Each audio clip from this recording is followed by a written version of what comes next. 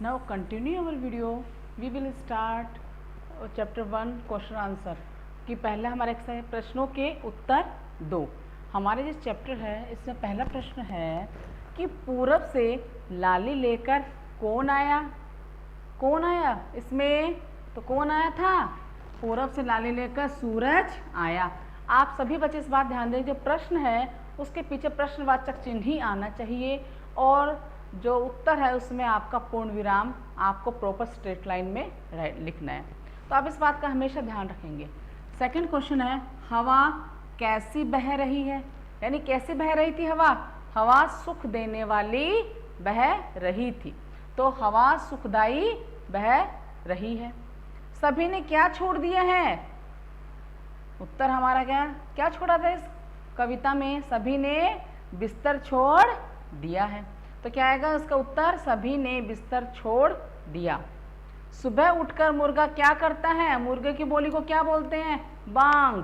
तो मुर्गा सुबह उठ के क्या करता है? बांग लगाता है, तो सुबह उठकर मुर्गा बांग लगाता है। नेक्स्ट है प्रातः काल की बेला कैसी होती है। जो प्रातः काल का जो दृश्य कवि ने चित्रित किया है, मनोहर दृश्य सुख देने वाला, तो वो क्या है? प्रातः काल की बेला क्या है? एकदम सुखद, यानी सुख देने वाली और मनोहर, मन को हरने वाली होती है। तो प्रातः काल की बेला कैसी होती है? प्रातः काल की बेला सुखद व मनोहर होती है। तो आप इस बात का ध्यान रखेंगे कि आपको ये वाला जो आपका जो इसमें प्रश्न है। अब नेक्स्ट प्रश्न है आपका इसके आगे का कि हमारा 5-6 वाला क्वेश्चन करते हैं हम।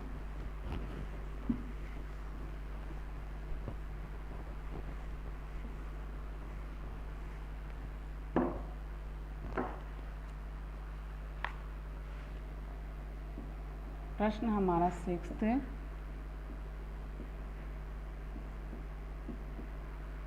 कविता में आलस छोड़कर क्या करने को कहा गया है? कविता में आलस छोड़कर क्या करने को कहा, क्या करने को कहा गया है? कविता में क्या आलस छोड़ क्या करने को कहा गया है? कविता में आलस छोड़कर सुबह का प्रातः काल का जो सुंदर दृश्य है उसका आनंद उठाने के लिए कहा गया है। कविता में आलस छोड़ क्या करने का कहा गया है? हमारा प्रश्न उसका उत्तर लिख रहे हैं। प्रातः काल का सुंदर दृश्य को देखने को कहा गया है।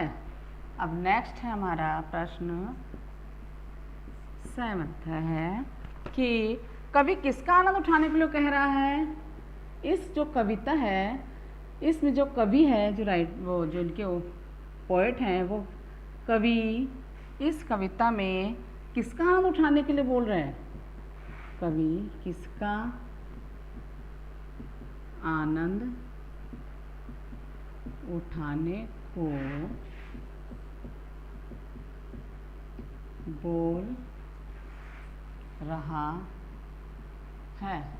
तो इसमें क्या लिखोगे? कवि किसका मतलब? कवि इसमें कवि प्रातः काल का प्रातः नवेली